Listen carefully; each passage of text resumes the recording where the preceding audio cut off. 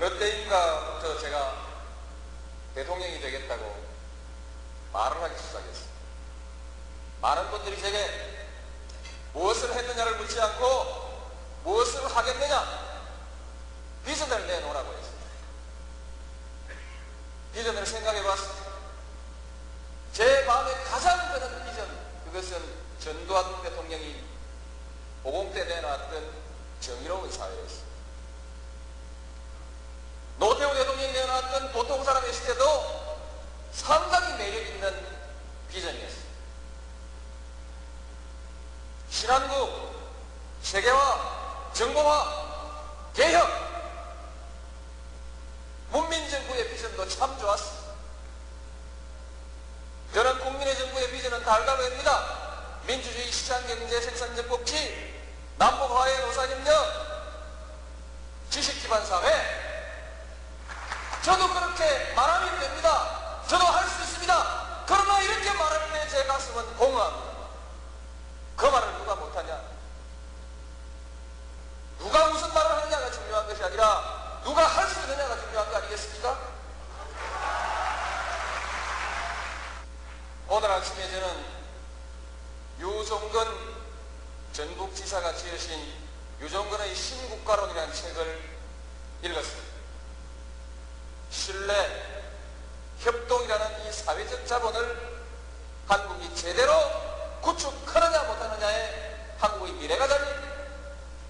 앞으로의 사회의 생산성은 생산 요소의 투입에 있는 것이 아니라 기술 혁신에 있는 것이 아니라 그 토대가 되는 사회적 신뢰를 어떻게 구축해 가느냐, 여기에 달려있다. 이렇게 써놨습니다. 제가 정말 하고 싶었던 얘기가 되어 있어서 정말 반가웠습니다. 문제는 그 사회적 신뢰를 우리가 어떻게 만들어갈 것인가. 조선 건국 이래로 600년 동안 우리는 권력에 맞서서 권력을 한 번도 바꿔보지 못했다. 비록 그것이 정의라 할지라도, 비록 그것이 진리라 할지라도 권력이 싫어하는 말을 했던 사람은, 또는 진리를 내세워서 권력에 저항했던 사람들은 전부 죽임을 당했다. 그 자손들까지 멸문지화를 당했다. 폐가 망신했다. 600년 동안 한국에서 부귀영화를 누리고자 하는 사람은 모두 권력에 줄을 서서 손바닥을 비비고 머리를 조아려야 했다. 그저 밥이나 먹고 살고 싶으면 세상에서 어떤 부정이 저질러져도, 어떤 불의가 문 앞에서 벌어지고 있어도, 강자가 부당하게 약자를 짓밟고 있어도 모른 척하고 고개 숙이고 외면했어요. 눈 감고 귀를 막고 비굴한 삶을 사는 사람만이 목숨을 부지하면서 밥이라도 먹고 살 수 있던 우리 600년의 역사, 제 어머니가 제게 남겨주었던 제 가구는 야이놈아, 모란돌이 정 만든다 계란으로 밥이 칩니다. 바람 부는 대로 물결 치는 대로 눈치 보며 살아라. 80년대 시위하다가 감옥 간 우리의 정의롭고 혈기 넘치는 우리 젊은 아이들에게 그 어머니들이 간곡히 타일렀던 그들의 가훈 역시 야이놈아 계란으로 밥이 칩니다. 그만둬라. 너는 뒤로 빠져라. 이 비겁한 교훈을 가르쳐야 했던 우리의 600년의 역사, 이 역사를 청산해야 합니다.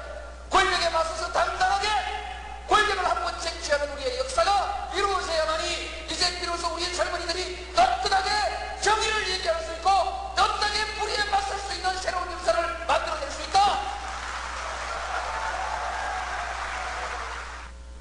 저는 민주당의 후보가 되는 순간 국민들에게 정계 재편을 제안할 것입니다. 지금의 이 정치 구도로서는 싸움밖에 할 것이 없어요. 지역끼리 싸우니까 국회의원들도 국회에 가면 지역끼리 싸워야 합니다. 싸우지 않는 국회의원은 자기 고향에서 인기가 떨어집니다. 정치가 제대로 되려면 지역 구도를 해체하고 이념과 정책에 의해서 당을 다시 만들어야 해요.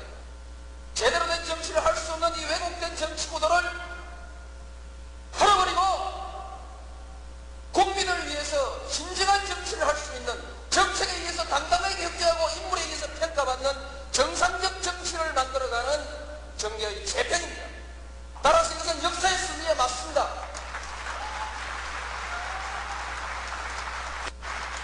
이 정계개편은 옛날 권력이 하던 정계개편과는 달리 뒷방에서 겁 주고 돈 주고 쑥덕쑥덕 하면서 밤중에 야간 도주하듯이 보따리 싸들고 이당 저당으로 도망가는 그와 같은 정계개편이 아니라 당당하게 국민들에게 제안하고 국민들의 지지를 받고 그리고 그 국민들의 심판을 받아서 지역의 유권자들이 명령하는 대로 국회의원들이 당당히 자기가 가야 할 곳을 찾아가는 정정당당한 정계개편이 될 것입니다. 많은 한나라당 의원들이 남북 대화와 화해를 지지하는데 이해찬 총재는 사사건건 남북 대화를 반대하는 냉전주의를 가지고 있습니다. 가슴을 치릅니다. 한 달 하루라도 한나라당에서 정치를 이해찬 총재와 함께 한다는 것이 고통스러운 많은 개혁적 정치인들이 있습니다. 이들에게 명분과 기회가 주어지고 국민의 지지가 모아진다고 하면 왜 움직일 수 없겠습니까? 그들은 이제 박수하고 이게 조제를 잘못해가지고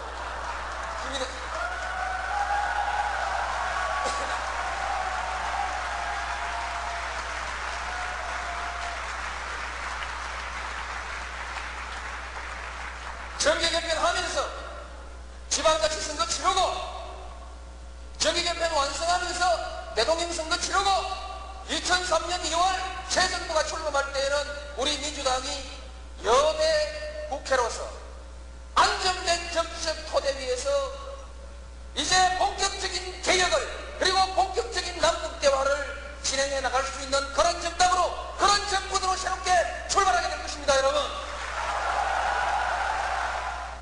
1년 전에도 했고 올해도 하고 내년에도 해야 되고 우리가 일상적으로 집에 청소하듯이 조금씩 개량해야 되는 일이라면 저는 모든 것을 총리에게 맡겨야 된다고 생각합니다. 대통령은 아직 과거에 주먹으로 해결하던 우리 사회의 많은 갈등 해소와 조정의 문제를 직접 관장해야 합니다. 행정개혁과 재정개혁이라는 이 중요한 문제, 그리고 전략적 사업과제, 이런 문제만 전념해야 된다고 생각합니다. 그래서 권력을 나누는 수직적 피라미드가 아니라 수평적 네트워크로서 상호의 토론과 협력을 통해서 민주적으로 문제를 풀어가는 새로운 정치 모델을 한번 만들어 보겠습니다.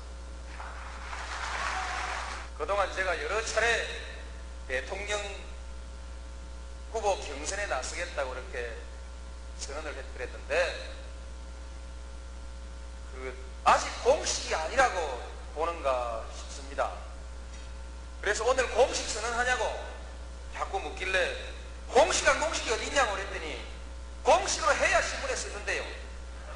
그래서 오늘 이 얘기를 대통령 후보 경선에 나서는 공식 선언으로 받아들여 주시기 바랍니다.